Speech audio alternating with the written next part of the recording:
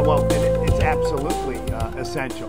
You know, as a power principle, courage really isn't optional, isn't it? When we're going out after our dreams, you know, most people, and I guess they get it from the dictionary, will think of bravery as synonymous with courage, and I believe that there really is a difference. You know, I once heard it described this way: that bravery is for those who conquer someone or something else. Courage is those who conquer their own fears. And I just really love that distinction, because, you know, a person can be brave and express bravery every day in extraordinary acts. You know, when I was in the Guardian Angels, people thought that, you know, what I was doing was brave. Certainly we see it in firefighters and emergency medical personnel, and police officers exhibit, you know, bravery every day. But courage is not about kind of overcoming external forces. It's about overcoming the internal and external forces on ourselves. You know, about dealing really with the demons within and the challenges that we face and the fears that we face inside. So, as a power principle, you know, I've defined courage as the quality of our mind and spirit that really enables a person to face difficulty, danger, pain, fear, and other challenges, including the ability of what has to be done in spite of all the external resistance and internal resistance or opposition that we feel. And when we look at it in that light, courage really has a lot less to do with kind of the macho mindset and everything to do with really maybe a humbleness of spirit.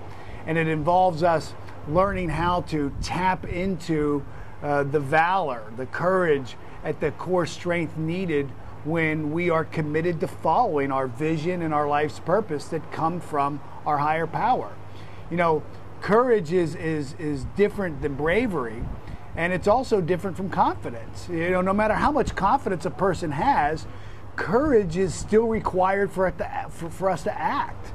You know, you can have confidence, and confidence can help maybe get you started on your vision, but it's really going to have to be courage that takes you all the way through. And I personally believe that risk, or calculated courage, is an essential element to success. And you know, I don't know of any person in all of my travels who's reached a level of success who doesn't take calculated risks.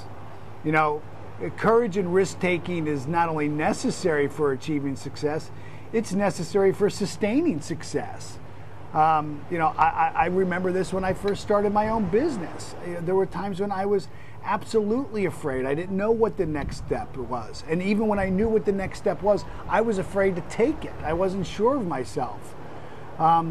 So, you know, my advice is not to be timid as you think of a goal right now that you want to move towards, or a vision that you want to create, something that will really work for you and that you really want.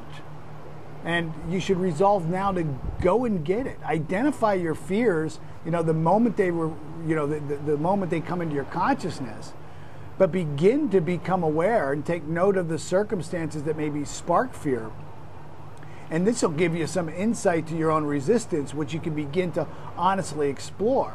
See, it's not the magnitude of the task that matters, it's the magnitude of our courage.